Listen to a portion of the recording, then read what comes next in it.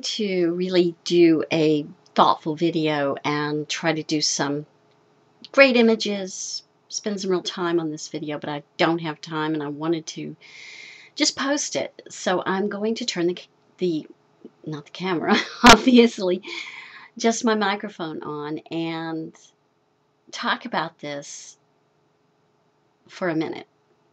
I want to direct you to an essay that is on a website for the University of Vermont, and it's something called a visual essay. It will take you 10 minutes if you have the time to go through it, and the link is in the low bar.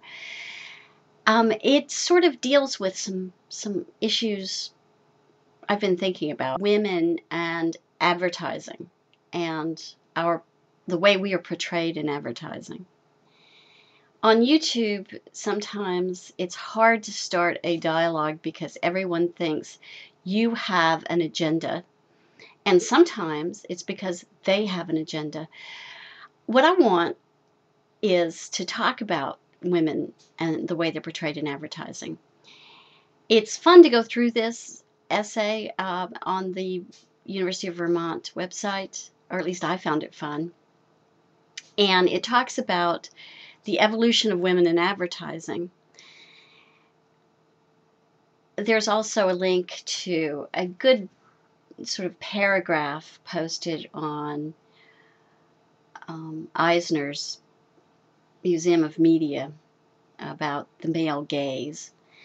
I'm not doing this because I have an agenda, although I will just say this. I watched Divinity's video about learning to roller skate, and I thought she pointed out some very good things, some very true things about what it's like to try to become your own person as a woman, and how you're always being told what you're supposed to do and told who you're supposed to be. And so you don't, if that's too often the case, you don't ever get to become who you want to be or who you think you are without all of the media culture behind it telling you who you are. And right after I watched Divinity's video, I watched Antique Lens's video, and they seem totally diametrically opposed. I often see this when I watch these videos, that they seem to be antagonistic towards each other, but I'm not sure they really are. I'm not sure they are at all. I'm really thinking that the object is for women to become autonomous individuals, capable of making their own decisions and capable of navigating the world. And we ought to just discuss where that happens and where we have problems and where that doesn't happen, both as women and men. And so to that hopeful outcome, I'm posting this in an attempt to get people to civilly discuss women and the way we see women in this culture and who women are in this culture. I mean, I noticed something when I was just over 10, between the time I was 10 and 12 years old, because and these images that are coming up randomly, because as I said, I had the idea that I was going to get a really good high production video together and ask these questions, and I don't have time. So this is just a montage of random images, so you can ignore them. When I was between 10 and 12, I noticed something about the women, the girls, they were girls around me. I was mostly surrounded by girls at that point. And they changed. They no longer seemed like the people they used to be. A lot of my friends stopped worrying so much about grades all of a sudden, stopped worrying so much about reading, didn't read as much. They started playing with dolls. I was always a geeky kid, always. So I never went through the doll playing stage. I never liked Barbies. My sister had Barbies, and I never saw the point of them.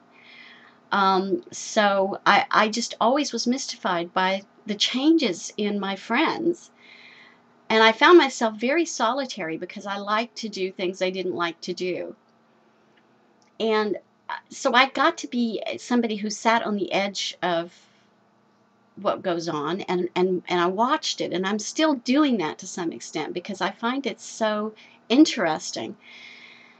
And I think it may even be a biological thing, and please don't tell me that I'm a latent lesbian if I didn't go through this stage, because I think a lot of women probably don't go through this stage of liking dolls better than they like telescopes and microscopes, because that's just who I was at that point.